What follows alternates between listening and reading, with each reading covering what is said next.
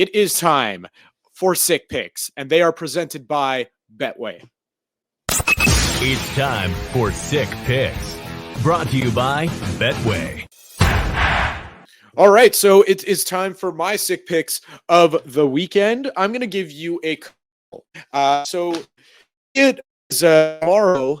Football really starts because, thank God, it's football. It doesn't just mean Sunday is football. It means there's college football on Saturday. And I'm going to tell you something, and I felt really bad about it that I didn't say it on the podcast, but I didn't feel confident enough to give it to you. And this week I do. So last week, the number 4 team in the country of the United States, that is TCU.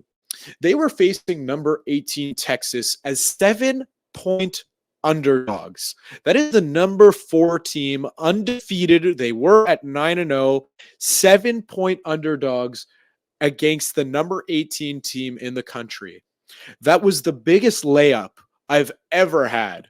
And I felt really bad about not giving it to you guys. So I had an eye on the line this week. They are playing against unranked Baylor and only 2.5-point favorites. They are still not getting any respect. And I think that might have to do with last year's college football playoff and the Cincinnati effect of, whoever the 4 team is, they're not really that good. They're going to get blown out in the playoff anyways. Well, this isn't the playoff. TCU is 10-0 now because they won outright against Texas as 7-point dogs.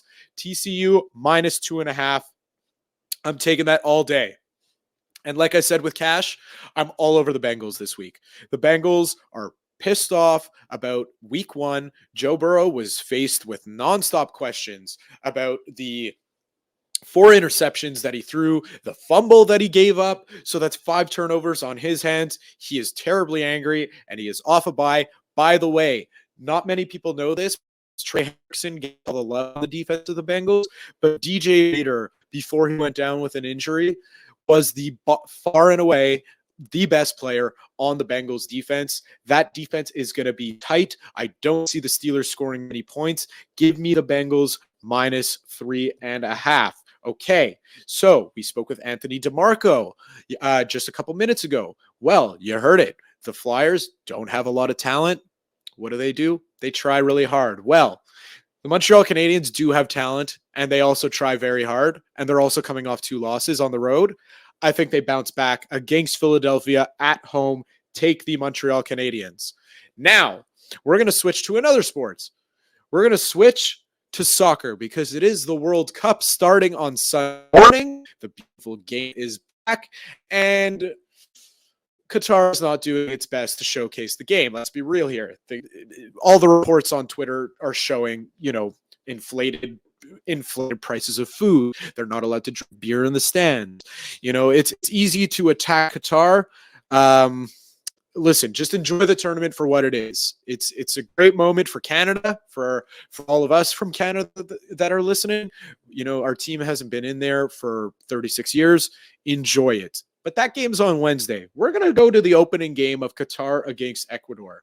Well, the host nation of the World Cup has never lost the opening game ever. That doesn't necessarily mean they've won the game, but they have not lost. Well, I saw a report that Qatar offered some Ecuadorians some money to throw the game. I don't know if it's true or not, but hey, Qatar was able to buy a World Cup. Why wouldn't they be able to buy a win? I'm joking. Half, not really. I'm taking Qatar straight up. It's just too nice of a number for a host nation that has never lost. Well, the host nation has never lost. So the opening game. So I'm going to take Qatar straight up. That is a beautiful, beautiful number you're getting. I think it's at 3.2 times your money. That's just one pick. And I am going to be on for my last pick. He said it was a bit of an inflated number, Cash did. But I'm still running with Justin Fields. As long as he's running, I'm running. Justin Fields over 69.5 rushing yards. There you go. Those are your sick picks. And hey, because it's the World Cup, I'm a nice guy. Listen, you don't got to reinvent the wheel with a lot of things. So I'm going to give you one for free. And I put together a 5-team group winning parlay. So I took group winners of 5 different groups. And again, you don't need to overthink these things. If you want to bet a big number, that's what's going to get you the money. So that's what I did. I parlayed 5 teams. I put Argentina to win their group, England to win their group, France to win theirs, Brazil to win theirs, Portugal to win theirs. Not going out on a limb on that one. Those are 5 favorites. I think they're all 5 are going to win their groups. They all should win their groups. And that pays a beautiful, beautiful number. I put $74 down on that bad boy, and it will win me 426 clean. I'm Marinaro, and that clip you just watched is from our most recent episode of the Sick Podcast. Once again, follow us on YouTube, Twitter, and Facebook.